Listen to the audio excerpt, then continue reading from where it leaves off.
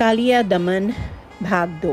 हे भगवान, तदनंतर यमुना के जल में रहने वाले उस भयंकर सर्प को उसके स्वच्छंद विहारों से रोक देने का निश्चय कर आप नदी के तीर पर खड़े एक कदम्ब वृक्ष पर, जिसके सारे पत्ते विषैले वायु लगकर सूख गए थे, तुरंत ही चढ़ गए।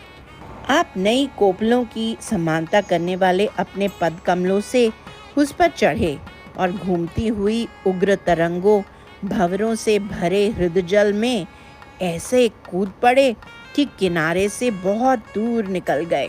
तीनों लोकों के भार को वहन करने वाले आपके गुरु भार से नदी का जल अत्यधिक कांप उठा, तरंगित हो उठा तथा उसमें ज्वार आ गई और स्पष्ट गंभीर ध्वनि निकल आई। फलस्वरूप नदी ने शीघ्र ही किनारों की 100 धनुष की नाप वाली भूमि को पानी में डुबो दिया।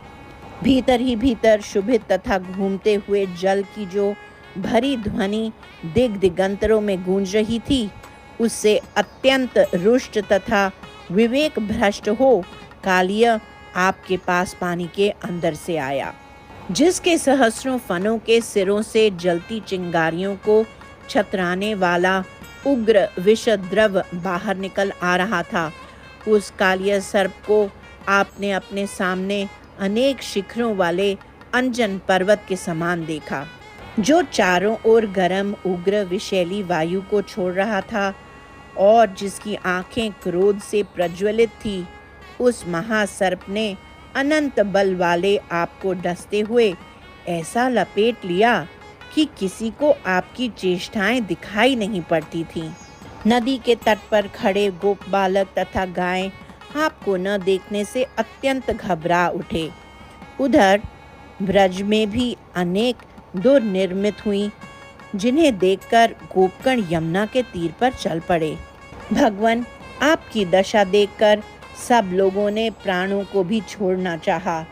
तभी आपने शीघ्र ही सांप की लपेटें खोल दी और मुस्कुराते हुए ऊपर आए। फिर सर्पराज के फणों पर चढ़कर मृदुल पदों की शोभा लिए हुए आप नाचने लगे। आपके नूपुर मधुर झनक मनक से बज उठे और उसमें मिलकर हाथ के कंकण भी बजे।